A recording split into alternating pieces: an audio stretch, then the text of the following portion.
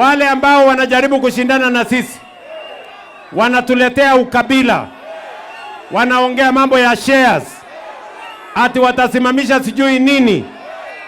Wale jamaa mimi nawaeleza hapa Kisumu na Kenya mzima, kila kiongozi anachaguliwa na ile kazi amefanya. Hakuna mtu anachaguliwa kwa sarakasi. Hakuna mtu anachaguliwa kwa ukabila. Hakuna mtu anachaguliwa kwa maneno. Kila kiongozi akuje mbele yenu aseme ile kazi amefanya, nyinyi mpige msasa, mchague kiongozi ambaye ako na agenda, ako na program, ako na sera, ako na maono, ako na maendeleo. Kisumu hoye!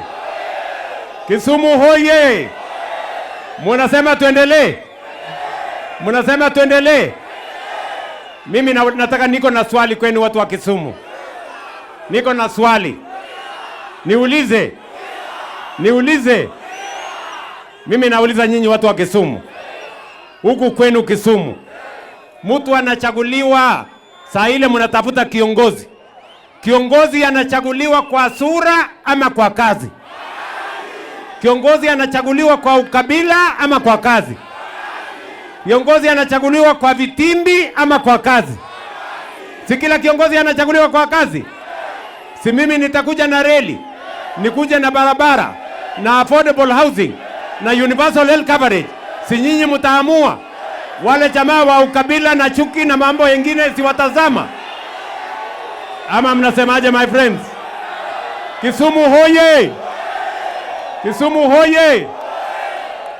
Mimi nataka niwahakikishie vijana wa hapa, vile tulikubaliana na baba, wale vijana wote walipata matatizo, wale walipoteza maisha yao, wale walipata majeraha.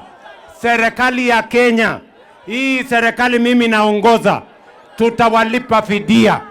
Nyinyi mkae chonjo. Hata kama wale walienda kotini, mimi nitahakikisha ya kwamba kila mmoja wenu aliyepoteza maisha yake ama aliyejeruhiwa akipigania mambo ya demokrasia ya taifa letu la Kenya, mambo ya human rights ya taifa letu la Kenya, sisi tutawalipa fidia, kwa sababu nyinyi ni mashujaa wa mambo ya demokrasia ya taifa letu la Kenya. Vile muliniuliza ya kwamba hapa Kisumu munataka stadium mpya. Kuna ile ilijengwa kule lakini iko chini, si ndio? Ile ya pale iko chini. Wacha tuseme ukweli. Sasa tunajenga stadium mpya hapa Moi Stadium hapa town. Hiyo stadium nimeweka milioni 950 na tayari yuko contractor pale anajenga. Jamhuri ya mwaka huu hapa Kisumu mutafanyia new stadium hapa Moi Stadium, na itakuwa